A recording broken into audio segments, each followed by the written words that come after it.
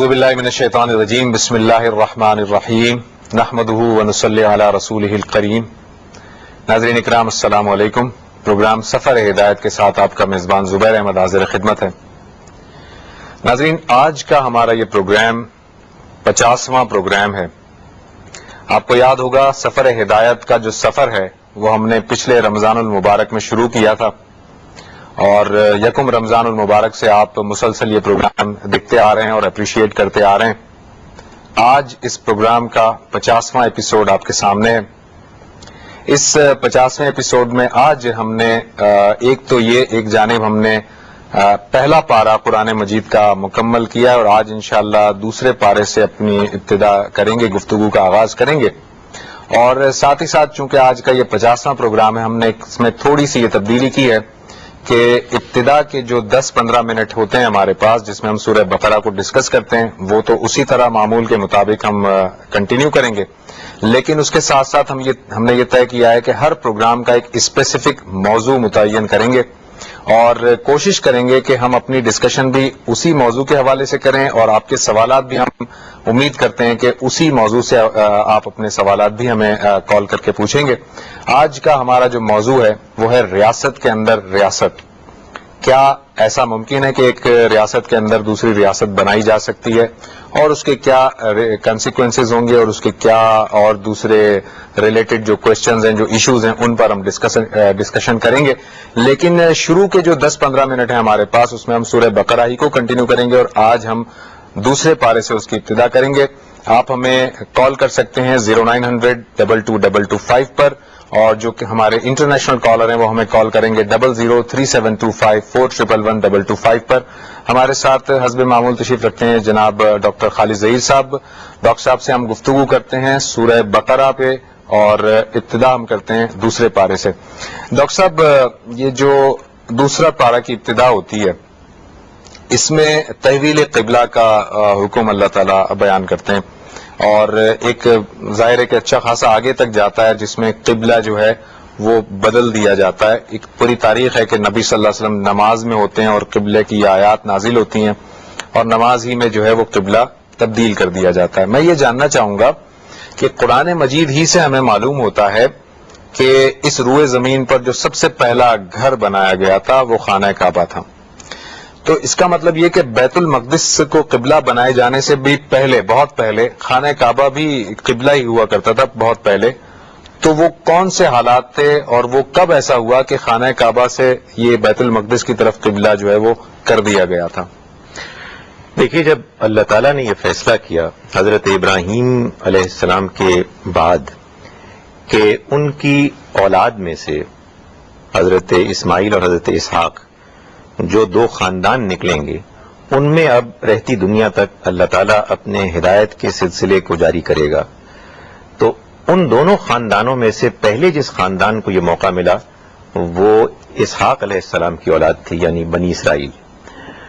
ہم کو معلوم ہے کہ مصر میں ایک عرصے تک رہنے کے بعد حضرت یوسف علیہ السلام کے زمانے کے بعد سے حضرت موسیٰ علیہ السلام کے آنے کے وقت تک وہ مصر میں آباد رہے اور اس کے بعد انہوں نے ہجرت کی اور پھر وہ فلسطین کی طرف روانہ ہوئے. اس دوران میں معلوم ہوتا ہے کہ اس سفر میں ان لوگوں کے پاس جو قبلے کے لیے ایک صورت اللہ تعالیٰ کی طرف سے بتائی گئی وہ ایک تابوت کی شکل میں تھا، یعنی وہ ایک صندوق تھا کہ جس کو تابوت سکینہ کہا گیا جی، جس کو کہ قرآن مجید میں جس میں بتایا گیا کہ اس میں سامان تسکین تھا ان لوگوں کے لیے. تو وہ اپنے سامنے اس کو رکھتے تھے اور جیسے کہ بیت اللہ کو ہم اپنا قبلہ بناتے ہیں وہ اس کو اپنی نمازوں اور عبادت کے لیے قبلہ بناتے تھے. معلوم یہ ہوتا ہے کہ اس کے بعد حضرت داؤد اور حضرت سلیمان علیہ السلام کے زمانے میں پھر فلسطین میں اللہ تعالیٰ نے یروشلم میں اللہ کا گھر تعمیر کرنے کا بھی ان کو حکم دیا اور اس کے بعد چونکہ وہ ایک الگ امت تھی، ایک الگ خاندان تھا، ان کے لیے اسی طرف رخ کر کے نماز پڑھنا اور عبادت کرنے کا حکم ہوا. نبی صلی اللہ علیہ وسلم جب تشریف لائے اور آپ کی نبوت کا اعلان ہوا تو اول آپ مکے میں خانہ کعبہ میں اس طرح سے نماز پڑھتے تھے کہ بیک وقت آپ خانہ کعبہ کی طرف بھی رخ کرتے تھے اور بیت المقدس کی طرف بھی، دونوں کا امکان تھا. لیکن جب آپ مدینہ منورہ تشریف لے گئے تو وہاں آپ کے لیے دونوں میں سے کسی ایک کا انتخاب کرنا تھا، اور یہ معلوم ہوتا ہے کہ اللہ تعالیٰ ہی کی ہدایت اور حکم سے آپ نے بیت المقدس کی طرف رخ کر کے نماز پڑھی پہلے 16-17 مہینے۔ اس کی وجہ کیا ہے؟ اس کی وجہ قرآن مجید سے یہ معلوم ہوتی ہے کہ اللہ تعالیٰ نے اس کے ذریعے سے صحابہ کرام کی آزمائش کی۔ وہ آزمائش ایسے ہوئی کہ پہلے تو مکے میں ایمان لانے والے صحابہ کرام کے لیے ایک بڑی کڑی آزمائش تھی کہ ان کے اپنے فطری طور پر جو جذباتی تعلقات وابستہ تھے خانہ کعبہ کے ساتھ مکے میں، ان کے لیے آزمائش ہوئی کہ کیا وہ پیغمبر کے کہنے پر بیت المقدس کی طرف رخ کر کے نماز پڑھنے کے لیے آمادہ ہوتے یا نہیں ہوتے۔ اس کے بعد جب ان یثرب میں رہنے والے لوگ مسلمان ہوئے، جن میں کہ کچھ یہود و نصارہ میں سے بھی تھے، ان کو جب یہ حکم ہوا کہ اب وہ رخ پلٹ کے وہاں سے بیت اللہ کی طرف، خانہ کعبہ کی طرف رخ کر کے نماز پڑھیں، تو ان کے لیے ایک بڑی آزمائش ہوئی۔ تو اللہ تعالیٰ اپنے بندوں کو مختلف طریقوں سے آزماتا ہے۔ پیغمبر صلی اللہ علیہ وسلم کی اطاعت کی ایک بڑی آزمائش تھی۔ قرآن مجید سے معلوم ہوتا ہے کہ جو صحابہ کرام کے لیے اللہ تعالیٰ نے اس طرح سے طے فرمائی۔ اچھا ڈاکٹر صاحب، اس میں ایک چیز آگے چل کر اللہ تعالیٰ یہ بھی بتاتا ہے کہ مشرق و مغرب اللہ کے لیے ہیں، اور جس رخ کی طرف بھی منہ پھیر کر نماز پڑھو اللہ ہی کو پاؤ گے، ایسی کچھ مفہوم ہے جی۔ تو اس کا مطلب کیا یہ ہے کہ ہم قبلہ چھوڑ کر کسی طرف بھی منہ کر کے نماز پڑھیں؟ کیا یہ اس کا مفہوم لیا جائے گا؟ نہیں، یہ دو الگ الگ چیزیں ہیں۔ ایک تو یہ کہ ظاہر ہے کہ جب آپ نے نماز پڑھنی ہے تو نماز میں آپ کی کوئی نہ کوئی سمت ہوگی، اور جب بہت سے لوگ نماز پڑھیں گے اور وہ مختلف سمتوں میں رخ کر کے نماز پڑھیں گے تو ظاہر ہے کہ اس کے نتیجے میں افراتفری اور ایک کیوس کی سی صورت ہوگی، ڈسپلن نہیں ہوگا اس میں، لوگ ایک خاص یعنی امت کے افراد نظر نہیں آئیں گے۔ تو اس میں تو ہمیشہ یہی تقاضا کیا گیا ہے کہ چاہے ہم سفر میں ہوں یا حضر میں ہوں، ہم کو ہر حال میں بیت اللہ کی طرف رخ کر کے نماز پڑھنی ہے، اس کا تعین کرنا ہے۔ اگر اس کے تعین میں کچھ زحمت ہو، یعنی اس کا امکان نہ ہو، تو پھر ظاہر ہے کہ اندازے کے مطابق جہاں محسوس ہو کہ قبلہ ہے اس کی طرف رخ کر کے نماز پڑھنا ہے۔ یہ بات جو قرآن مجید میں بیان فرمائی ہے، یہ خاص اصل میں اشارہ ہے بیت المقدس میں یہود و نصارہ کے درمیان اختلاف کا، کہ اللہ تعالیٰ نے فرمایا کہ یہ پورا گھر اللہ کا گھر ہے، اس کی طرف رخ کر کے نماز پڑھنی ہے، لیکن یہود یہ کہتے تھے کہ مغرب کی طرف رخ کر کے نماز پڑھنی ہے، اور نصارہ کہتے تھے کہ بیت المقدس کی مشرق کی طرف رخ کر کے نماز پڑھنی ہے۔ تو انہوں نے گویا کہ اللہ کے گھر ہی کے اندر دو مختلف سمتوں کو اپنے اپنے گروہوں کے لیے متعین کر لیا تھا، جس کے نتیجے میں ان کے ہاں ایک خواہ مخواہ کا جھگڑا پیدا ہو گیا۔ تو اللہ تعالیٰ نے فرمایا کہ اس میں جھگڑنے کی ضرورت نہیں ہے، مشرق و مغرب سب اللہ کے ہیں۔ جب اللہ کا گھر طے ہو گیا ہے تو اس کے بعد اس میں کچھ بہت زیادہ تفصیلات میں جانے کی ضرورت نہیں ہے۔ اچھا، یہ جو آپ نے کہا کہ ہم قبلہ کا رخ متعین کر، اسی کو ہم استقبال قبلہ کہتے ہیں، جی۔ تو یہ استقبال قبلہ آپ نے بتایا کہ جب ہم سفر میں ہوں اور متعین نہ کر سکتے ہوں تو اندازے سے ہم پڑھ سکتے ہیں۔ اکثر یہ سوال بھی اٹھایا جاتا ہے کہ جب ہم ہوائی سفر میں ہوتے ہیں تو ہوائی سفر میں تو جو خانہ کعبہ ہے وہ ظاہر ہے کہ وہ زمین پر ہوتا ہے اور ہم ہوا میں ہوتے ہیں، اس وقت استقبال قبلہ کیسے مجبوری ہے، اس وقت آپ کچھ نہیں کر سکتے سوائے اس کے کہ اگر آپ کے لیے ممکن ہو، ویسے تو ظاہر ہے کہ عام طور پر یہ بھی ہوتا ہے کہ لوگ ادھر بیٹھ کے نماز پڑھتے ہیں، بیٹھ کے جب آپ نماز پڑھیں گے تو ظاہر ہے کہ سیٹ کا ڈائریکشن تو آپ کے ہاتھ میں نہیں ہے، جیسے آپ بیٹھے ہوئے ہیں ویسی نماز پڑھیں گے۔ کھڑے ہو کے اگر آپ کو موقع ملا ہے تو اندازاً آپ اس ڈائریکشن کی طرف رخ کر لیں کہ جس طرف آپ کے خیال میں خانہ کعبہ ہے، اگر یہ ممکن ہے، ورنہ ظاہر ہے کہ یہ وہ استثناءات ہیں، ایکسیپشنز ہیں کہ جس میں اللہ تعالیٰ نے یہ سہولت دی ہے کہ اگر آپ کے لیے طے کرنا بالکل ممکن نہیں ہے تو آپ پھر جیسے بیٹھیں ویسے ہی نماز پڑھیں، اور مشرق اور مغرب ہر طرف اللہ تعالیٰ موجود ہے۔ ٹھیک۔ اچھا ڈاکٹر صاحب، اس سے آگے جب ہم چلتے ہیں تو اللہ تعالیٰ جو ہے وہ فرماتا ہے کہ تم جو ہے تمہیں ہم نے امت وسط بنایا ہے، تم لوگوں پر گواہ ہو اور رسول تمہارے اوپر گواہ ہیں۔ یہ رسول صلی اللہ علیہ وسلم ہمارے اوپر گواہ اور ہم لوگوں پر گواہ ہیں، یہ کون سی گواہی ہے جس کے لیے اللہ تعالیٰ بتا رہا ہے؟ یہ معلوم یہ ہوتا ہے جی کہ اللہ کے رسول اللہ کے نبیوں کے مقابلے میں سے برعکس جب اللہ کا پیغام لے کر آتے ہیں تو وہ صرف یہی نہیں کرتے کہ وہ لوگوں کو خوشخبری دیتے ہیں کہ اگر تم ایمان لائے اور تم نے نیک عمل کیے تو تمہیں آخرت میں کامیابی حاصل ہوگی، اور اگر تم نے اس کے برعکس رویہ اختیار کیا تو تم آخرت میں سزا پاؤ گے۔ وہ مبشر اور نذیر ہونے کے علاوہ، خوشخبری سنانے والے اور خبردار کرنے والے ہونے کے علاوہ، وہ گواہ بھی ہوتے ہیں.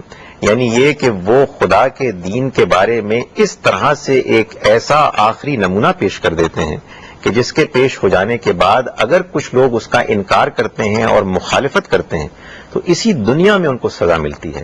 تو اللہ تعالیٰ نے یہ چیز رسولوں کے ساتھ خاص کی، اور رسولوں میں کے آخری رسول نبی صلی اللہ علیہ وسلم تھے، اور آپ نے اسی طرح سے گواہی اپنے دور کے زمانے کے لوگوں کو دی. آپ کے بعد وہ لوگ صحابہ کرام اور ذریت ابراہیم کی وہ برانچ یعنی بنی اسماعیل، وہ لوگ تھے کہ جن کو اللہ تعالیٰ نے یہ منصب دے دیا. جیسے کہ یہ منصب بنی اسرائیل کے پاس تھا، بنی اسرائیل کو اللہ تعالیٰ نے 2000 سال تک اس منصب پر فائز کیا کہ اگر وہ دنیا میں خدا کے دین کے گواہ بن کے کھڑے ہو جاتے ہیں، یعنی صحیح ایمان لاتے ہیں اور صحیح عمل اختیار کرتے ہیں، تو وہ دنیا میں بھی کامیاب ہوں گے، اپنے دشمنوں پر غالب ہوں گے، اور آخرت میں بھی کامیاب ہوں گے. اور اگر انہوں نے اللہ کے دین کو نظر انداز کر دیا تو وہ دنیا میں بھی سخت سزا پائیں گے اور آخرت میں بھی پکڑے جائیں گے. تو یہ منصب نبی صلی اللہ علیہ وسلم کی آمد کے بعد بنی اسماعیل کو منتقل ہو گیا، اور اس آیہ مبارکہ میں اس کا بیان ہے. اچھا، اس میں اللہ تعالیٰ یہ فرماتے ہیں کہ رسول صلی اللہ علیہ وسلم تمہارے اوپر گواہ ہیں.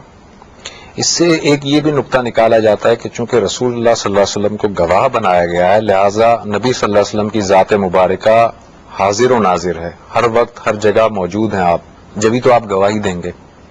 دیکھیے، اگر یہ بات مان لی جائے اس دلیل کی بنیاد پر، اور زبیر صاحب ہمیں ہمیشہ ہی کوشش کرنی چاہیے کہ بغیر کسی تعصب اور جذبات کے دلائل ہی کی روشنی میں بات سمجھیں. ہوتا یہ ہے کہ ہم ایک ماحول میں پیدا ہوتے ہیں، باتیں سنتے ہیں اور آپ ایک خاص نقطۂ نظر سے متاثر ہو جاتے ہیں، کوئی حرج نہیں ہے. لیکن اگر کوئی دوسری بات آپ کو سمجھ میں آ جائے قرآن سے تو پھر انسان کو اپنی پہلی بات کو چھوڑ دینا چاہیے. اگر یہ بات درست ہے تو پھر یہ بھی ماننا پڑے گا کہ صحابہ کرام بھی حاضر و ناظر ہیں. اس کی وجہ یہ ہے کہ قرآن مجید اسی آیت میں آگے چل کے کہہ رہا ہے لِتَكُونُوا شُهَدَاءَ عَلَى النَّاسِ، تاکہ تم لوگوں پر گواہ ہو جاؤ. تو اگر نبی صلی اللہ علیہ وسلم گواہ ہونے کی وجہ سے حاضر و ناظر ہیں تو پھر آپ کو ماننا پڑے گا کہ تمام صحابہ بھی حاضر و ناظر ہیں. ظاہر ہے کہ یہ آیت یہ بات کر ہی نہیں رہی ہے. اچھا، یہ اللہ تعالیٰ جو ہے وہ اہل کتاب کے لیے آگے چل کر یہ بتاتے ہیں کہ یہ لوگ جو ہے شاید اپنی ہٹ دھرمی کی وجہ سے ایک قبلے کو نہیں مان رہے، لیکن حالانکہ قبلے کو اس طرح پہچانتے ہیں کہ جیسے اپنی اولاد کو پہچانتے ہیں.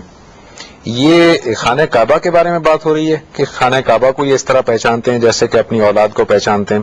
اگر یہ اس کے بارے میں بات ہو رہی ہے تو آج بھی ہم دیکھتے ہیں کہ آج بھی جو بنی اسرائیل ہیں جو آج کے دور میں، ان کا آج بھی یہ دیکھا جاتا ہے کہ ان کا کوئی قلبی کوئی لگاؤ، کوئی عقیدت جو ہے وہ خانہ کعبہ کے ساتھ ایسا ہے ہی نہیں. تو وہ اللہ تعالیٰ فرماتے ہیں کہ وہ تو اپنی اولاد کی طرح پہچانتے ہیں قبلے کو. دیکھیں زبیر صاحب، یہ جو قرآن مجید کی مختلف آیات ہیں، ان کے سمجھنے کے لیے یہ اصول بہت ضروری ہے کہ آپ یہ جانیں کہ پہلے یہ خطاب کر رہی ہیں ان لوگوں کو کہ جن لوگوں کے ہوتے ہوئے قرآن نازل ہوا، اور پھر اس پیغام کا خطاب اور ایڈریس باقی تمام دنیا والوں سے اس کے بعد ہے.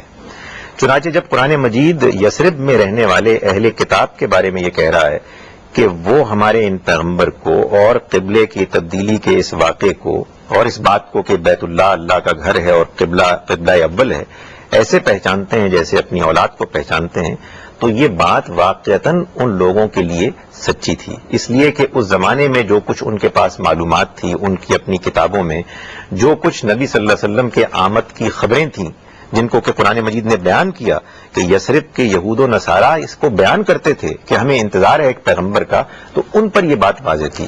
آج بھی ڈاکٹر صاحب میں تھوڑا سا آپ کو انٹرپٹ کروں گا. ناظرین، ایک چھوٹے سے بریک کا وقت ہوا ہے، بریک کے بعد واپس آتے ہیں اور ڈاکٹر صاحب کی گفتگو کو یہیں سے ہم کنٹینیو کریں گے.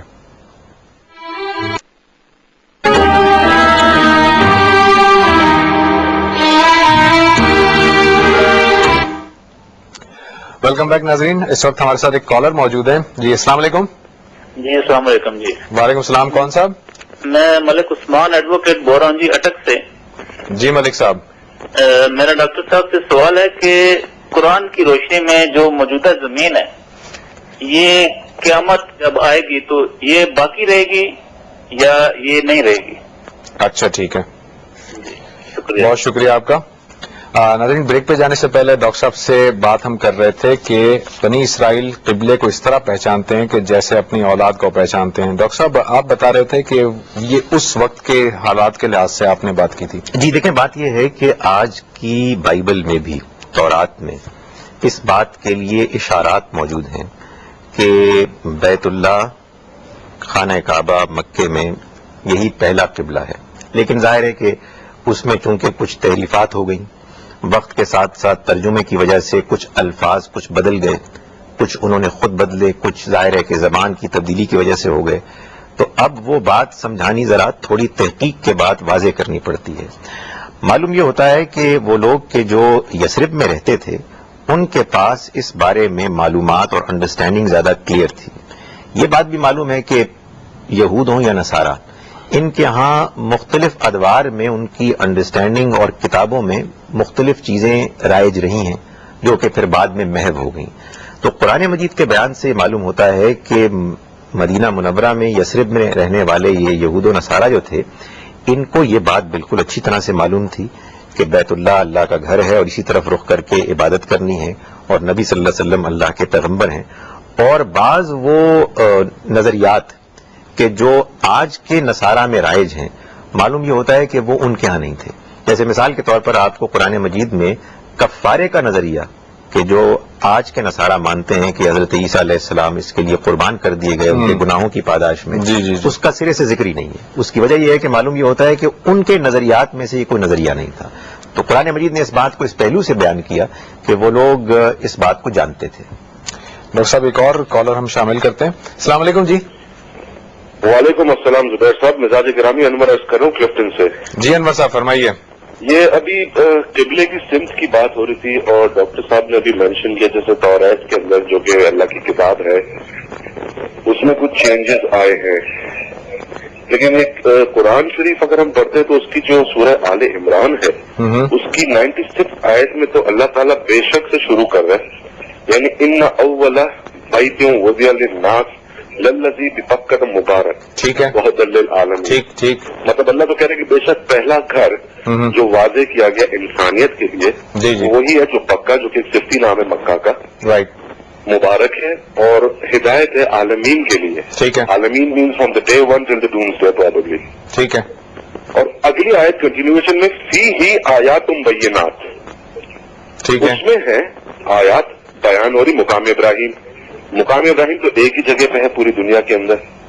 اور جہاں تک ورڈ آف اللہ، یعنی اگر یہ توریت کو کہہ رہے ہیں کہ اس کو بدل دیا ہے، تو اللہ تو قرآن شریف میں مختلف جگہوں پہ، اگر آپ کے پاس ٹائم کا تھوڑا پرابلم ہوتا ہے تو بھائی وہ ہم ساری آیات بھی دیکھ سکتے ہیں. اللہ کہتا ہے کہ اللہ کے کلمات کو کوئی بدل نہیں سکتا، لا مبدل لکلمات اللہ. ٹھیک ہے. تو توریت کیسے بدل دی ڈاکٹر صاحب کے نظریے میں؟ السلام علیکم. وعلیکم السلام. ابھی ہم اس کا جواب لیتے ہیں.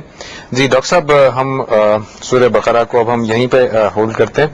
ملک صاحب کی کال تھی اٹک سے. وہ ان کا کوشچن یہ کہ قرآن مجید کی روشنی میں آپ یہ بتائیے کہ جو موجودہ زمین ہے، ان کا اشارہ ارتھ کی طرف ہے، تو کیا یہ قیامت میں یہی رہے گی یا اس کو بدل دیا جائے گا؟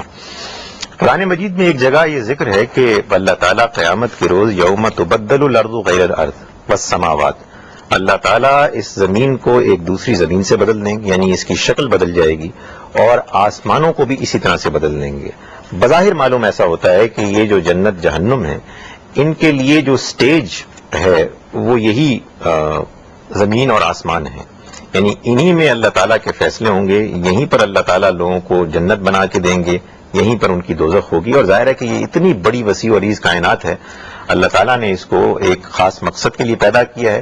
ابھی تو ہمارے دیکھنے کے لیے ایک بڑی خوشگوار، خوشنما اور پرہیبت ایک اللہ تعالیٰ کی کائنات نظر آتی ہے، لیکن معلوم یہ ہوتا ہے کہ اس کے اس امیجیٹ مقصد کے علاوہ یہ بھی ایک مقصد ہے کہ اللہ تعالیٰ اسی کو پھر بدل کر اپنی آخرت میں لوگوں کے لیے دنیا بسانے کا انتظام کریں گے. اچھا، یہ انور صاحب کا یہ کلفٹن سے ابھی جو کال تھی ان کی، یہ کوشچن ان کا یہ ہے کہ اللہ تعالیٰ کی آیات لا مبدل لکلمات اللہ، اللہ تعالیٰ کی جو کلمات ہیں، اللہ تعالیٰ کی جو آیات ہیں، ان کو کوئی بدل نہیں سکتا. تو یہ ہم کیسے کہتے ہیں کہ تورات کے اندر جو ہے وہ تبدیلی ہو گئی یا انجیل میں، بائبل میں تبدیلی ہو گئی؟ دیکھیں میرے بھائی، جب ہم قرآن پڑھتے ہیں نا تو ہمیں کچھ چیزوں کا خیال رکھنا چاہیے. مثال کے طور پر یہ کہ قرآن مجید کی تمام جو آیات ہیں ان کو ملا کے ہمیں ایک مفہوم سمجھنا ہے. ظاہر ہے کہ اللہ کا کلام ایک دوسرے کو کنٹرڈکٹ تو نہیں کر سکتا نا. دوسری بات یہ ہے کہ اس کے جو الفاظ ہوتے ہیں وہ الفاظ جس مقام پر جس مفہوم کے لیے استعمال ہوئے ہیں ہمیں اس کو اسی مقام سے سمجھنا ہے. اللہ تعالیٰ اپنے کلمات کو نہیں بدلتا سے مراد یہ ہے کہ اللہ تعالیٰ اپنے فیصلوں کو نہیں بدلتا. اللہ تعالیٰ کی جو سنت ہے، اللہ تعالیٰ نے جو اپنے ہاں مختلف معاملات کے لیے طریقے طے کیے ہوئے ہیں وہ کبھی نہیں بدلتے. مثال کے طور پر یہ بات کہ اگر اللہ اپنے کسی رسول کو بھیجتا ہے اور رسول اللہ کے پیغام کو قوم کے سامنے پیش کر دیتے ہیں اور اس کے بعد ان کا انکار ہوتا ہے تو یہ خدا کی سنت ہے، یہ خدا کا فیصلہ ہے کہ وہ قوم خدا تعالیٰ کی طرف سے اسی دنیا میں سزا پائے. اس کا کوئی تعلق اللہ کی کتابوں سے نہیں ہے. یہ کلمات اللہ جس جگہ ہمارے بھائی نے بیان کیا استعمال ہوا ہے یہ اللہ کی کتابوں کے لیے نہیں ہوا، اس لیے کہ اللہ تعالیٰ کی کتاب خود بتاتی ہے کہ یہود و نصارہ نے یحرفون الکلم عن مواضع، انہوں نے کلمات کو اپنی جگہ سے ہٹا دیا. یہ قرآن سے ہم کو معلوم ہوتا ہے کہ اللہ تعالیٰ نے یہ نہیں کہا تھا کہ حضرت عیسیٰ علیہ السلام اللہ کے بیٹے ہیں، لیکن انہوں نے اس چیز کو اپنے اندر شامل کر لیا. تو یہ بات کہ تورات میں اور انجیل میں بعض مقامات پر تبدیلی آئی ہے یہ قرآن سے ثابت ہے. چنانچہ جب قرآن خود ہم کو یہ بتا رہا ہے تو اس کا مطلب یہ ہے کہ یہ جو کلمات اللہ کا تبدیل نہ ہونا ہے اس کا تعلق ان کتابوں سے نہیں ہے. رہی یہ بات کہ ظاہر ہے کہ یہ سوال پیدا ہوتا ہے کہ آخر قرآن پھر کیوں نہیں بدلا، تو اس کا جواب سیدھا سادہ یہ ہے کہ قرآن مجید کے بعد اب کسی اور پیغمبر کو نہیں آنا تھا. اس وجہ سے اللہ تعالیٰ نے یہ طے کر لیا کہ یہ کتاب تو ہمیشہ کے لیے محفوظ کر دی گئی ہے. پچھلی کتابوں کے ساتھ معاملہ یہ تھا کہ ان کے بدلنے کی صورت میں اللہ کے پیغمبر تو آ رہے تھے، وہ آ کر یہ بتا دیتے تھے کہ یہاں یہ خامیاں کمیاں ہو گئی ہیں، ان کو درست کر لو. ایک اور میرے ساتھ کالر ہیں جی. السلام علیکم. ہیلو، السلام علیکم. وعلیکم السلام. زبیر صاحب، میں نے خالی صاحب سے پتہ کرنا تھا. خالی صاحب نے ایک دفعہ بتایا تھا 12 نفر جو جنت میں مطلب تو اس کی ترتیب پتہ کرنی تھی اور نیت کیسے کی جائے. اچھا، 12 رکعتیں کون سی اور ان کی نیت کیا ہے؟ ہاں جی، ایک تو مطلب 12 نفر بتائی تھی رکعتیں نفر 2 کر کے پڑھنی اور 4 بتائے تھے وہ کس ٹائم پڑھنے ہیں. اچھا ٹھیک اور ہے، مطلب یہ ترتیب مطلب نماز سے پہلے پڑھنی ہوگی ٹھیک ہے، میں ابھی جواب یا دیتا ہوں. بعد میں یا کس طرح؟ جی ٹھیک ہے، بہت شکریہ آپ کا. جی ڈاکٹر صاحب، وہ 12 رکعتیں کون سی ہیں جن کے لیے ہم نے بیان کیا تھا کہ جنت میں اللہ تعالیٰ ان کو گھر عنایت کرتے ہیں؟ 12 نوافل تھے جو. اس سے معلوم ہوتا ہے کہ بات بیان کرنے میں بعض اوقات کتنی کمی رہ جاتی ہے. دیکھیں، میں نے گزارش یہ کی تھی کہ ہمارے ہاں آپ کو معلوم ہے نا کہ فرض نمازیں ہیں. فجر کی 2 فرض ہیں، ظہر کی 4 فرض ہیں، عصر کی 4 ہیں، مغرب کی 3 ہیں اور عشاء کی 4 ہیں. ان فرض نمازوں کو مسلمانوں کو ہر حال میں پڑھنا ہے. ان کو جو شخص جان بوجھ کر چھوڑتا ہے وہ اللہ کے ہاں گناہ گار ہے اور اس کی جواب دہی ہوگی. اس کے علاوہ نبی صلی اللہ علیہ وسلم نے یہ فرمایا کہ 12 رکعتیں اور ایسی ہیں کہ اگر کوئی شخص ان کو باقاعدگی سے پڑھے گا تو اللہ تعالیٰ ایسے شخص کو جنت میں خاص کر دے گا. اس بات کو بیان کرتے ہوئے حضور نے یہ وضاحت فرمائی کہ یہ نفل ہیں، یہ فرض نہیں ہے. تطوعاً غیر فریضۃ، وہ وہی نوافل ہیں کہ جن کو آپ سنت مؤکدہ کہتے ہیں. یعنی فجر کی فرض سے پہلے 2 رکعتیں، ظہر کی فرض سے پہلے 4، بعض کے خیال میں 2، اس میں اختلاف ہے، اور ظہر کے فرض کے بعد 2، اور مغرب کے فرض کے بعد 2، اور عشاء کے فرض کے بعد 2. تو یہ مل کے 10 یا 12 بنتے ہیں. تو اس روایت میں چونکہ 12 آیا ہے اس لیے مان لیجئے کہ ظہر کے 4 فرائض سے پہلے 4 رکعتیں یہ نفل ہیں، لیکن اگر آپ اس کو باقاعدگی سے پڑھیں گے تو اللہ تعالیٰ خاص ایک جنت میں گھر کا انعام دے گا. انہوں نے کوشچن یہ بھی کیا کہ اس کے لیے کسی نیت کیا کی جائے؟ کوئی ایسی خاص نیت ہے جو اس کے لیے کی ہے؟ لیکن جس کو آپ نیت کہتے ہیں وہ اصل میں دل کی نیت کا نام ہے. تو جب آپ کھڑی ہوں گی نماز پڑھنے کے لیے تو آپ تو یہ اپنے ذہن میں خیال رکھیں کہ آپ یہ وہ نوافل پڑھ رہے ہیں کہ جن کے بارے میں اللہ تعالیٰ اللہ کے پیغمبر صلی اللہ علیہ وسلم نے بڑا شوق دلایا ہے اور ہم اسی مقصد کے لیے پڑھ رہے ہیں. تو جی ڈاکٹر صاحب نے بتا دیا کہ یہ علیحدہ سے کوئی نوافل الگ سے نہیں ہے کہ جن کو ترتیب سے 12 رکعتیں پڑھنی ہوں، بلکہ فجر کی نماز سے پہلے کی 2 رکعتیں، ظہر کی نماز سے پہلے کی 4، ظہر کے فرائض سے پہلے 4 رکعتیں، مغرب کے فرائض کے بعد 2 رکعتیں، اور عشاء کے فرائض کے بعد 2 رکعتیں، اور ظہر کے بعد 2 رکعتیں، اور ظہر میں فرائض سے پہلے 4 اور فرائض کے بعد 2. تو یہ ٹوٹل 12 رکعتیں ہو جاتی ہیں، اور یہی وہ 12 رکعتیں جن کا آپ نے سوال کیا تھا. ایک اور کالر ہے، ایک اور کال ہیں. السلام علیکم. وعلیکم السلام زبیر صاحب، معذرت چاہتا ہوں، میں انور کلفٹن سے دوبارہ بات کر رہا ہوں. ایکچولی میرا سوال شاید صحیح سے کنوے نہیں ہوا ہے. جی انور صاحب. جب یہ توریت کی بات کر رہے تھے جی تو آیات میں نے کوٹ کی تھی، اس میں ایک ہے آیات سورہ الانعام کی 115، اس میں ورڈ یوز کیے لا مبدل لکلمات ہی. کلمات کے لغوی معنی ورڈز، سنت یا جو دوسرا انہوں نے لفظ استعمال کیا طریقہ، اس کے لیے کچھ اور عربک کے ورڈز ہیں، اور انہوں نے کہا کہ اس کا پورا مفہوم اگر ہم پڑھیں تو اسی کی 114th آیت جس کی یہ کنٹینیویشن ہے، اگر اس کو پڑھے تو آپ کے سامنے اس خیال میں پروگرام میں کتاب بھی رکھی ہوتی ہے جی، تو پلیز اس کو دونوں کو اگر دیکھیں، سورہ الانعام 6 آیت نمبر 114 اور 115، اور ایک آیت اگر آپ کی اجازت تو چھوٹی سی بھائی میں پڑھ لوں اگر آپ اجازت دیں، اللہ کا ورڈ ہے. نہیں آپ اپنا آیت کا نمبر بتا. ایک منٹ انور صاحب، آپ تھوڑا سا مفہوم کلیئر ہو جائے گا بھائی، اگر معذرت چاہتا ہوں اگر آپ اجازت دے دیں. یہ ہے سورہ احقاف 46، اس کی آیت نمبر 4. ارأیتم ما تدعون من دون اللہ، ڈاکٹر صاحب تم نے غور کیا ہے جس کو تم کال کرتے ہو علاوہ اللہ کے، ارونی ماذا خلقوا من الارض، مجھے بھی دکھاؤ کہ انہوں نے کیا خلق کیا ہے اس زمین میں. انور صاحب ہم ایک چھوٹے سے بریک پہ جا رہے ہیں، اور زبیر صاحب ایتونی کتاب من قبل ھذا، لے آؤ میرے پاس کوئی کتاب اگر اس سے پہلے کی ہے. آپ اگر مجھے ریفرنس صرف بتا دیں تو میں چھوٹے سے بریک پہ جا رہا ہوں، اس کے بعد آ کے گفتگو کو کنٹینیو کرتے ہیں. بہت شکریہ آپ کا.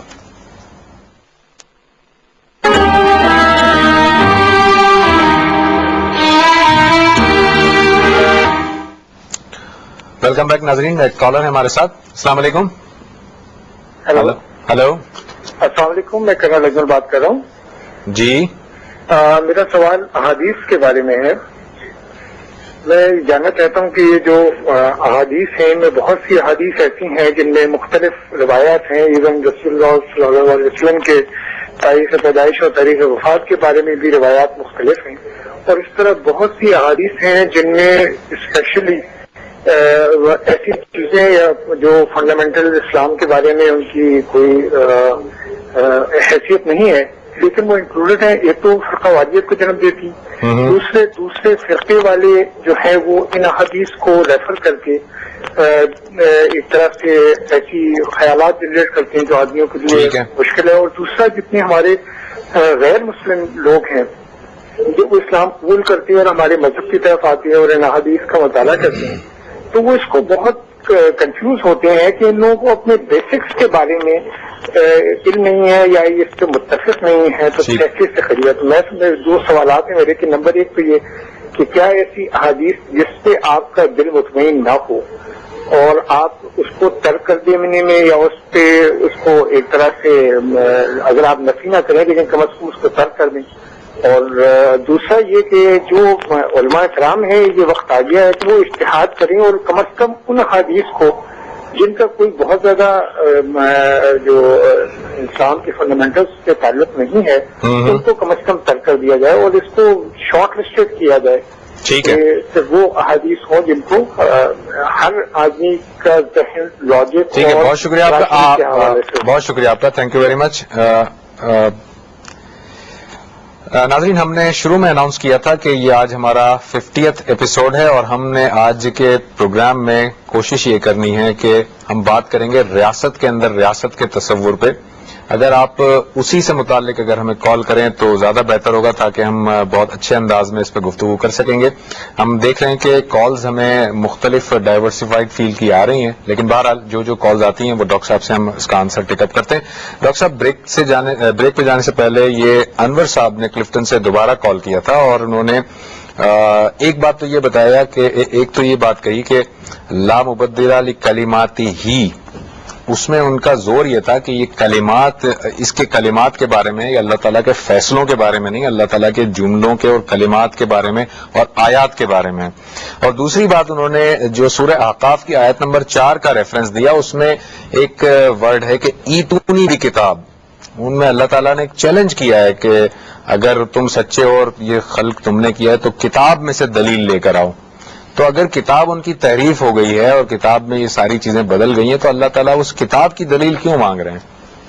دیکھیں، ایک تو میں نے ان کے سوال کا جواب پہلے ایک حصہ دے دیا ہے کہ قرآن ہی سے معلوم ہوتا ہے کہ اہل کتاب نے اپنی کتابوں میں تحریف کی، وہ اس بات کو اگنور کر رہے ہیں، اس پہ وہ غور فرمائیں. یحرفون الکلمہ عن مواضع، یہ کس جگہ پر ہے؟ یہ سورہ بقرہ میں ہے، سورہ بقرہ میں. اس کو وہ دیکھیں.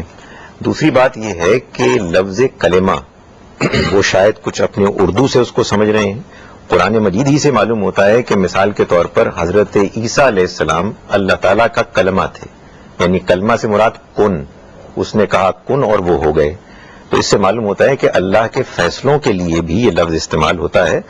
اور مجھے نہیں یاد کہ قرآن مجید میں کہیں یہ لفظ کلمہ اللہ کی کتاب کے لیے استعمال ہوا ہے. اللہ کی کتاب کے لیے لفظ کتاب استعمال ہوا ہے، آیات استعمال ہوئی ہیں، کلمہ کہیں بھی استعمال نہیں ہوا. تو آپ کو قرآن مجید کو سمجھنا ہے اس کے اپنے سیاق و سباق کے تناظر میں. ہم خارج سے قرآن مجید کو کوئی ووکیبلری ٹھونس نہیں سکتے اس کے اوپر کہ ہم اپنے اردو میں کچھ الفاظ سمجھتے ہوں اور ہم یہ چاہیں کہ وہی الفاظ قرآن مجید میں بھی اسی مفہوم میں استعمال ہوئے ہوں. یہ بات کہ قرآن مجید نے سورہ احقاف میں اور دوسرے مقامات پر لوگوں سے تقاضا کیا کہ کوئی کتاب لے کے آئیں، یہ اپنی جگہ پہ بالکل ٹھیک ہے. جہاں قرآن یہ کہتا ہے کہ بعض جگہوں پر کتاب میں کچھ انہوں نے تبدیلیاں کی ہیں، وہاں وہ یہ بھی بتاتا ہے کہ ایک بہت بڑا حصہ وہ بھی ہے کہ جو محفوظ ہے. چنانچہ جب وہ کتاب لاتے تو اس پر اس پہلو سے گفتگو ہوتی، یہ بھی بتا دیا جاتا کہ یہ بات تو ٹھیک نہیں لگتی ہے، اس میں تو تبدیلی آ گئی ہے. مثال کے طور پر میرے بھائی یہ خود دیکھ سکتے ہیں، تورات میں آج یہ لکھا ہوا ہے کہ اللہ تعالیٰ نے حضرت ابراہیم علیہ السلام سے کہا کہ تم اپنے بیٹے اکلوتے بیٹے اسحاق کو قربان کرو. ظاہر ہے کہ اکلوتے بیٹے اسحاق علیہ السلام ہو ہی نہیں سکتے. یہ کلیئرلی ایک تبدیلی کی ایک مثال ہے جس میں کہ حضرت اسماعیل کا نام انہوں نے اپنے مقاصد کے لیے بدل کے حضرت اسحاق کا نام ڈال دیا. اسی طرح سے اور تبدیلیاں ہوئی ہیں، لیکن اس تبدیلی سے یہ مطلب نہیں ہے کہ پورے کے پوری تورات اور پوری کی پوری انجیل بدل گئی ہے. وہ بائی اینڈ لارج ٹھیک ہے، لیکن لفظ کلمات میں آپ سے گزارش کروں کہ قرآن مجید میں اس مفہوم میں استعمال ہی نہیں ہو رہا. ایک اور کالر ہے ہمارے ساتھ. السلام علیکم. ہیلو، السلام علیکم. وعلیکم السلام. میرا سوال ہے خالد صاحب سے کہ یہ جو درود شریف ہے، درود تنجینا اور درود تاج، درود ناریہ، یہ ایک بک ہوتی ہے پنسورا، اس میں یہ سارے لکھے ہوتے ہیں، تو یہ پڑھنے کیا درست ہے؟ کیونکہ یہ کہتے ہیں کہ صرف درود ابراہیمی صرف پڑھنا چاہیے، اس کے علاوہ اور کوئی درود صحیح نہیں ہے. ٹھیک ہے، اس کے بارے میں ذرا تھوڑی تفصیل بتائیں. ٹھیک ہے کے بارے میں. بہت شکریہ آپ کا. جی ڈاکٹر صاحب، ایک اور کال تھی ہمارے پاس کرنل صاحب کی غالباً. احادیث کے بارے میں انہوں نے کہا کہ احادیث میں بہت ساری احادیث ایسی ہیں کہ جن کو پڑھ کر دل مطمئن نہیں ہوتا، اور وہ ایسا لگتا ہے کہ وہ جو اسلام کی جو روح ہے اس کے ساتھ وہ میل نہیں کھاتی، وہ سیاق و سباق سے الگ ہیں. بعض ایسی ہیں کہ جو فرقہ واریت کے لیے لوگ استعمال کرتے ہیں. تو ان کا کوشچن یہ تھا پہلا کہ کیا جو احادیث جن سے دل میں اطمینان نہ ہو ان کو اگر چھوڑ دیا جائے، ان پر عمل نہ کیا جائے تو کوئی مسئلہ ہوگا اس میں؟ دیکھیں جی، آپ سب سے پہلے تو یہ سمجھیں کہ محمد صلی اللہ علیہ وسلم نے جو دین اسلام ہم مسلمانوں کو دیا ہے وہ کس شکل میں دیا ہے. وہ دو صورتوں میں دیا ہے. ایک قرآن جو از اول تا آخر محفوظ ہے، اور ایک سنت یعنی وہ مذہبی دینی اعمال کے جو آپ نے خود کیے اور آپ کے ساتھیوں نے آپ کو کرتے ہوئے دیکھا اور انہوں نے بھی آپ کی پیروی میں کیے، اور وہ تواتر کے ساتھ بغیر کسی انقطاع کے، بریک کے، وہ آج تک چلے آ رہے ہیں. اور وہ ایک طویل فہرست ہے، نماز، روزہ، حج، زکوٰۃ، قربانی، نکاح اور بہت سے معاملات ہیں. یہ ہے اصل دین، اس میں کوئی تبدیلی نہیں آئی، اور یہ الحمدللہ پوری امت میں ہر جگہ یکساں طور پر رائج ہیں، موجود ہیں. اس کے علاوہ ظاہر ہے کہ نبی صلی اللہ علیہ وسلم نے اپنی زندگی میں اسی دین پر عمل بھی کیا، اس دین کی وضاحت بھی کی، لوگوں کے سوالوں کے جوابات بھی دیے. یہ وہ چیزیں ہوئیں کہ جن کو بعض لوگوں نے، پوری امت نے نہیں، بعض لوگوں نے سن کے دیکھ کے اپنے ذہن میں محفوظ کیا اور انہوں نے اگلی نسل کے بعض لوگوں کو بتا دیا. تو یہ ایک فرد سے دوسرے فرد تک یہ بات پہنچی، اور آپ یوں سمجھیے کہ زیادہ تر حدیث کے کلیکٹ کرنے کا اہتمام 3 صدی ہجری میں ہوا، یعنی نبی صلی اللہ علیہ وسلم کے دنیا سے رخصت ہو جانے کے 200 سال کے بعد ہوا. ظاہر ہے کہ یہ ایک انسانی عمل تھا، انسانوں نے، لاکھوں انسانوں نے اس میں شرکت کی، اور ہم ان کے شکر گزار ہیں کہ انہوں نے بہت بڑا کام کیا. لیکن بہرحال جو کام انہوں نے کیا اس کے اندر خامیاں اور جھول ہیں، اس لیے کہ وہ انسانی کام تھا۔ اب ہمارے پاس قرآن اور سنت محفوظ ہیں، اس کی روشنی میں ہم اپنے طور پر یہ طے کر سکتے ہیں کہ کون سی حدیث روایت ایسی ہے کہ جو دین کی اسپرٹ کے مطابق ہے اور کون سی ایسی ہے کہ جو ہمیں اس کے مطابق نہیں لگتی ہے، جس میں کچھ سوالات پیدا ہوتے ہیں۔ اس میں اختلاف بھی ہوگا۔ اس میں ہمارے ہاں محدثین نے جو کام کیا وہ یہ ہے کہ انہوں نے یہ طے کیا کہ وہ لوگ کہ جن سے ہم تک یہ باتیں منتقل ہوئی ہیں وہ کس قدر قابل اعتبار ہیں، کس قدر ان کی بات پر بھروسہ کیا جا سکتا ہے۔ یہ ہے علم روایت کہ جس میں راویوں کی چھان پھٹک تحقیق کی گئی۔ اس کے ساتھ ہی ساتھ ہمارے ہاں حدیث کے فن میں ایک علم درایت بھی مانا جاتا ہے کہ جس کی روشنی میں یہ طے کیا جاتا ہے کہ کیا جو بات نبی صلی اللہ علیہ وسلم کی طرف منسوب کی جا رہی ہے ایسا تو نہیں ہے کہ وہ قرآن کے خلاف ہے یا کسی سنت ثابتہ کے خلاف ہے یا کامن سینس کے خلاف ہے یا دوسری روایات کے خلاف ہے۔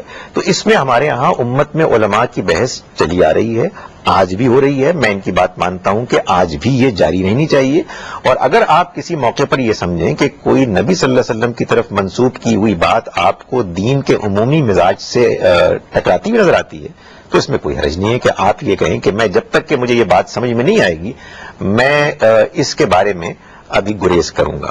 ظاہر ہے کہ کسی حدیث کو مسترد نہیں کرنا چاہیے۔ آپ کہیں کہ میں توقف کر رہا ہوں، میں انتظار کر رہا ہوں، میں خاموشی اختیار کر رہا ہوں۔ ٹھیک، ایک اور کالر ہے میرے ساتھ۔ السلام علیکم۔ جی وعلیکم السلام۔ جی کون صاحب کہاں سے؟ میرا نام شاہد سعید ہے جی۔ شاہد صاحب کہاں سے؟ میں ڈیفنس کراچی سے بات کر رہا ہوں۔ جی شاہد صاحب۔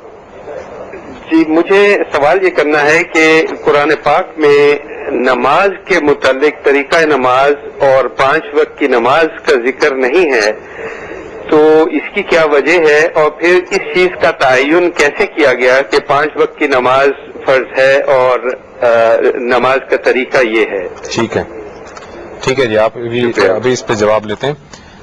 ڈاکٹر صاحب اس سے پہلے شاہد صاحب کی کال سے پہلے ایک خاتون نے ہمیں کال کیا تھا، وہ پنسورا جو ایک عام طور پر ہمیں ملتا ہے مارکیٹ میں، اس میں مختلف قسم کے درود لکھے ہوتے ہیں، درود تاج، درود گنجینا اور بہت سارے درود لکھے ہوتے ہیں۔ یہ درود پڑھنے کیسے ہیں؟ کیونکہ ایک یہ بھی کہا جاتا ہے کہ جی درود ابراہیمی ہے جو نبی صلی اللہ علیہ وسلم نے سکھایا صحابہ کو، وہی پڑھنا بہتر ہے۔ یقیناً وہی نہ بہتر ہے۔ اس کی وجہ یہ ہے کہ ہمیں دین اللہ کے پیغمبر صلی اللہ علیہ وسلم نے دیا ہے۔ آپ نے جو دعائیں، آپ نے جو درود ہم کو سکھایا ہے وہی بہترین ہے، اس کے اندر کسی قسم کی خامی اور خلا کا کوئی امکان نہیں ہے۔ آپ کہیں گے کہ وہ ہم کو روایات سے ملے ہیں، نہیں، اصل میں جو دعائیں ہیں ان کی نوعیت ایسی ہوتی ہے کہ وہ یاد ہو جاتی ہے۔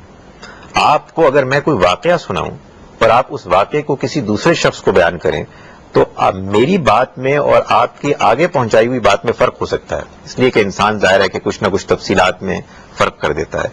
اگر آپ کو کوئی ایسی چیز بتائی جائے کہ آپ کو جسے منوان یاد کرنا ہے، جیسے مثال کے طور پر دعا، تو اس میں کوئی تبدیلی نہیں آتی۔ تو چنانچہ ہمارے ہاں یہ جو اذکار ہیں خاص طور پر نبی صلی اللہ علیہ وسلم کی دعائیں وہ اسی طرح سے محفوظ ہو کے آئی ہیں۔ چنانچہ نبی صلی اللہ علیہ وسلم نے اگر ہم کو درود سکھایا ہے تو وہی بہترین درود ہے۔ باقی اس کے علاوہ انسانوں نے اپنے طور پر جو درود بنائے ہیں، ڈیزائن کیے ہیں، ظاہر ہے اس میں خامی کا امکان ہے۔ پیغمبر کی ذات گرامی اتنی عظیم ہے کہ ان کے بارے میں انسان رویہ اختیار کرنے میں جذباتی ہو سکتا ہے، اس میں مبالغہ کر سکتا ہے، اس لیے انسان کو اس بارے میں احتیاط کرنی چاہیے۔ نبی صلی اللہ علیہ وسلم نے ہم سے اپنے بارے میں جس طرح سے دعا کرنے کے لیے تقاضا کیا ہے اس سے زیادہ بہترین الفاظ کا ہم تصور نہیں کر سکتے۔ شاہد صاحب کا یہ جو کال تھی کراچی سے، ان کا یہ کوشچن ہے کہ قرآن مجید جو ہم کہتے ہیں کہ اصولی طور پر ہمیں 2 چیزیں ملی ہیں نبی صلی اللہ علیہ وسلم سے، قرآن مجید اور سنت۔ طریقہ نماز بھی قرآن مجید میں نہیں ہے، اور 5 وقت کا تعین کیسے کیا جاتا ہے؟ اگر یہ اوقات اور طریقہ کار یہ دونوں قرآن مجید میں نہیں ہے تو پھر کیسے یہ ڈٹرمن کیا جاتا ہے کہ یہ 5 اوقات ہیں جن میں نماز پڑھنی ہے اور اس طرح سے پڑھنی ہے؟ شاہد صاحب آپ خود غور فرمائیے کہ اللہ تعالیٰ اپنے کلام میں لوگوں کو کہہ رہا ہے کہ تم نماز کا اہتمام کرو۔ ظاہر ہے یہ سوال پیدا ہوتا ہے ان کے ذہن میں بھی کہ یہ نماز ہے کیا؟ تو اللہ تعالیٰ نے اس کا جواب کوئی تفصیل کے ساتھ نہیں دیا۔ وجہ کیا ہے؟ وجہ یہ ہے کہ اللہ تعالیٰ جب یہ فرماتا ہے اپنی کتاب میں کہ تم اس نماز کا اہتمام کرو تو وہ نماز ہو رہی تھی، وہ نماز پڑھی جا رہی تھی، لوگوں کے سامنے موجود تھی۔ نبی صلی اللہ علیہ وسلم سے پہلے بھی پیغمبروں نے نماز پڑھی اور ان کی نماز بھی کسی نہ کسی شکل میں نبی صلی اللہ علیہ وسلم کے زمانے میں موجود تھی.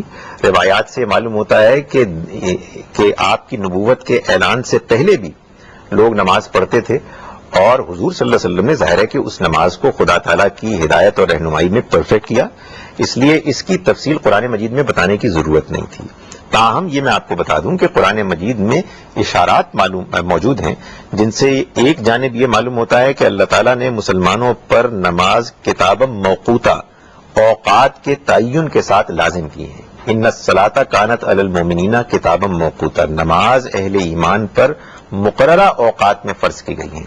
دوسرا سورہ بنی اسرائیل سے معلوم ہوتا ہے کہ اللہ تعالیٰ نے کم سے کم اشارتاً اور واضح اشارات کے ساتھ یہ بات واضح کر دی کہ نماز کے کیا اوقات ہیں. جو فرمایا گیا کہ اقم الصلاۃ لدلوک الشمس الی غسق اللیل، کہ تم نماز کو قائم کرو سورج کے ڈھلنے کے اوقات میں.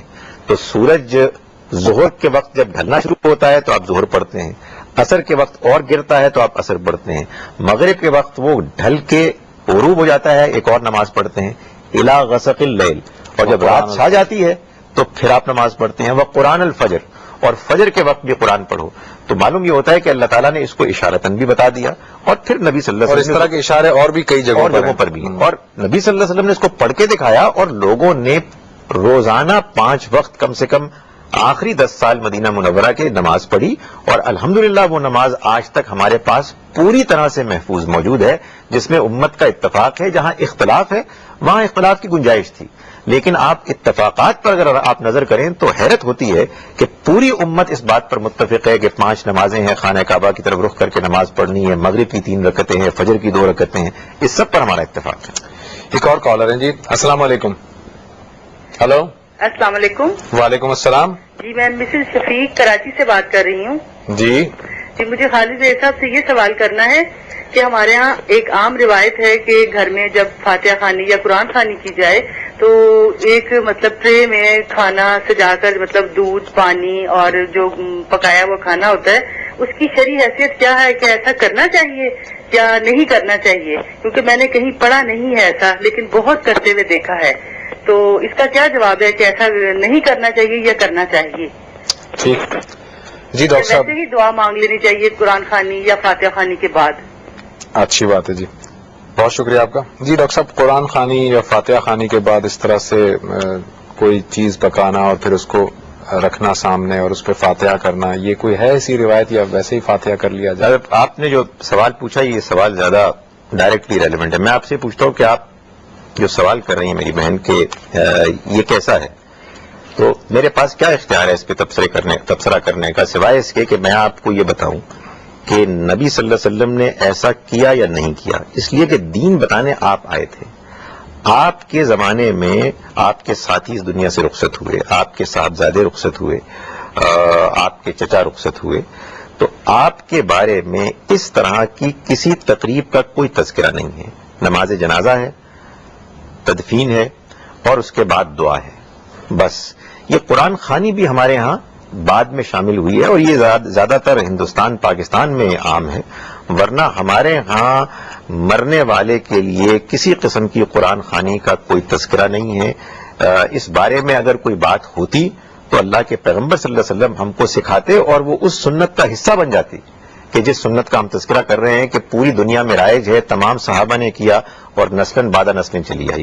آپ اپنے اس ملک سے باہر نکل کے دیکھیں، آپ کو بہت سے مسلمان ممالک ایسے ملیں گے جہاں اس طرح کا کوئی تصور نہیں ہے. اس سے بات معلوم ہوتی ہے کہ اس کا کوئی دین سے تعلق نہیں ہے، یہ ہم نے اپنے ہاں چیزیں رائج کر لی ہیں. اور کچھ معلوم یہ ہوتا ہے کہ ہماری چونکہ معاشرت ہندوؤں کے ساتھ مل کے کچھ بنی ہے، ان کا بھی اثر ہے کہ جو ہم نے قبول کیا ہے. ایک اور کالر ہیں ڈاکٹر صاحب. السلام علیکم. السلام علیکم. وعلیکم السلام. دیکھیے ہم شائستہ سرور بات کر رہے ہیں. ہم یہ سوال کرنا تھا، ایک شخص ہیں ان کا انتقال ہو گیا ہے، لیکن وہ حیات تھے تو ان کے بچے بہت بیمار تھے، تو انہوں نے اس کی وجہ سے جیسے پریشانی میں تعویذ وغیرہ لیا تھا، تو وہ کیا کہتے ہیں اب ان کی بخشش کے لیے ہم لوگ کیا کر سکتے ہیں؟ کہ یہ غلط تھا یا کیا تھا، کچھ سمجھ میں نہیں آ رہا. ٹھیک، ابھی بات کرتے ہیں ڈاکٹر صاحب سے. بہت شکریہ آپ کا. جی ڈاکٹر صاحب، تعویذ لیا تھا لیکن اب ان کا انتقال ہو چکا ہے، تو کیا کریں؟ دیکھیں بات یہ ہے کہ یہ ایک عام طور پر لوگوں کے ذہنوں میں ایک تردد ہوتا ہے اور وہ کچھ جذباتی ہوتے ہیں. ظاہر ہے جو شخص دنیا سے رخصت ہوا ہے اس کے بارے میں جذبات انسان کے فطری طور پر ہوتے ہیں نمایاں, کہ اگر فرض کیجئے کہ ان سے کوئی ایسا عمل سرزد ہوا ہے کہ جس کے بارے میں اب یہ معلوم ہوتا ہے کہ وہ دین میں شاید کوئی پسندیدہ یا مطلوب نہیں تھا, تو ان کے بارے میں یہی سوچنا چاہیے کہ انہوں نے اس کو اپنے طور پر دیانتداری سے دین کا عمل سمجھ کے کیا. ان کی معلومات جتنی تھی اسی کے مطابق وہ خدا تعالیٰ کے ہاں جواب دیں ہیں. آپ کو جب یہ بات معلوم ہو گئی ہے کہ تعویذ کا استعمال کرنا اس طرح سے یہ کوئی پسندیدہ مناسب چیز نہیں ہے, تو ظاہر ہے آپ کو اپنے علم کے مطابق اس پر عمل کرنا ہے اور اس کو ترک کر دینا چاہیے. رہی یہ بات کہ ہم مرحوم کے لیے کیا کریں, دعا کریں. خدا تعالیٰ دعا سننے والا ہے, خدا تعالیٰ دعا قبول کرنے والا ہے. ظاہر ہے کہ اس کے ہاں دعا قبول کرنے کے لیے کچھ پیمانے کرائیٹیریا ہیں, لیکن یہ کہ اگر وہ مخلص ہوئے اور آپ کی دعا میں بھی خلوص ہوا تو اللہ تعالیٰ انشاءاللہ سنیں گے اور قبول فرمائیں گے, لیکن دعا ہی کیجیے. اچھا ڈاکٹر صاحب, ابھی آپ نے جو قرآن خوانی کے بارے میں بات بتائی کہ یہ بعد کی ظاہر ہے کہ یہ چیزیں نبی صلی اللہ علیہ وسلم کے دور میں نہیں تھی. ایک اس میں یہ بات کہی جاتی ہے کہ کسی کے مرنے پر اگر قرآن خوانی کی بھی جاتی ہے, چلیں وہ نبی صلی اللہ علیہ وسلم کے دور میں نہیں بھی تھی, لیکن قرآن پڑھنا جو ہے وہ کوئی غلط کام تو نہیں ہے, قرآن ہی پڑھا جا رہا ہے اور تو کچھ نہیں کیا جا رہا, تو اس کو ہم کیسے اس کو جسٹیفائی کیسے کریں گے؟ دیکھیں, قرآن مجید پڑھنا ایک دینی عمل ہے اور ظاہر ہے کہ اس دینی عمل کے بارے میں ہمارے پاس واضح رہنمائی ہدایت ہونی چاہیے کہ یہ ہم کیوں کر رہے ہیں. قرآن مجید پڑھتے ہیں ہم نماز میں, اس لیے کہ نبی صلی اللہ علیہ وسلم نے ہم کو نماز میں قرآن پڑھنے کی ہدایت کی. قرآن ہم پڑھتے ہیں عام حالات میں, اس لیے کہ قرآن ہدایت کی کتاب ہے اور ہمیں اس کو پڑھنا ہے, اس کو سمجھنا ہے, اس سے روشنی حاصل کرنی ہے. قرآن مجید ہم پڑھیں مرنے والے کے مرنے کے موقع پر اور پھر اس کی تائید میں, اس کے دفاع میں ہم یہ کہیں کہ اس میں حرج ہی کیا ہے, آخر قرآن پڑھنا تو بہت اچھی بات ہے. تو یہ سوال پیدا ہوتا ہے کہ یہ اتنی اچھی بات اللہ کے پیغمبر صلی اللہ علیہ وسلم نے ہمیں کیوں نہیں بتائی. اس کا مطلب یہ ہے کہ ہم پھر کسی اچھی بات کا بہانہ بنا کے اور بھی بہت سارے دین میں اضافے کر سکتے ہیں. میں کل کو یہ کہہ سکتا ہوں کہ میں نماز کے بعد کھڑا ہو کے اونچی آواز میں آیت الکرسی پڑھوں گا مسجد میں, اس لیے کہ آیت الکرسی تو بہت ہی پاکیزہ آیت ہے, اس کو اونچی آواز میں پڑھنے میں بھی کیا حرج ہے. پھر تو دین کے اندر بہت سی نئی نئی چیزیں ایجاد ہو جائیں گی جس سے کہ روکا گیا ہے. ایک اور کالر ہے ہمارے ساتھ. السلام علیکم. السلام علیکم. جی وعلیکم السلام. جی میں فیصل بول رہا ہوں شرک پور سے. جی ایک سوال کرنا تھا ڈاکٹر صاحب سے, جیسا آپ نے آج کا ٹاپک بتایا تھا ریاست کے اندر ریاست والا تصور. جی جی, جب یہ پوچھنا تھا کہ اگر حکومت ہی بے حیائی کو فروغ دینے میں اتر آئے تو یہ عام لوگوں کو یا مسلمانوں کو کام نہیں, اس کو بائی فورس روکیں. کہ وہ حکم کہاں جاتا ہے کہ جب تم برائی کو دیکھو تو اس کو ہاتھ سے روکو, زبان سے روکو, یہ والا, تو ذرا وضاحت فرما دیں. ٹھیک ہے, بہت شکریہ آپ کا. جی ڈاکٹر صاحب, فیصل صاحب کی کال آپ نے سنی. فیصل صاحب کے شکر گزار ہے کہ انہوں نے سب سے پہلے سوال کیا, انہوں نے اس موضوع سے ریلیونٹ. دیکھیے میرے بھائی, بات یہ ہے کہ ایک فرد کو اپنی ذمہ داری سمجھنی ہے اور اس کو اپنی ذمہ داری کو اپنی حدود سے آگے بڑھ کر پورا نہیں کرنا ہے.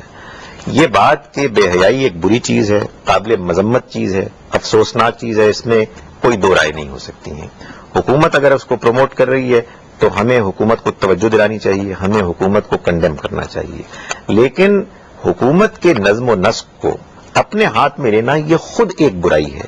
جس حدیث کے بارے میں آپ بیان فرما رہے ہیں اس حدیث کا مطلب ہے کہ آپ اپنے دائرہ اختیار میں کہیں کوئی برائی ہوتے ہوئے دیکھیں تو آپ اس کو ہاتھ سے روکیں, اگر ہاتھ سے روکنا مطلوب اور مناسب ہے.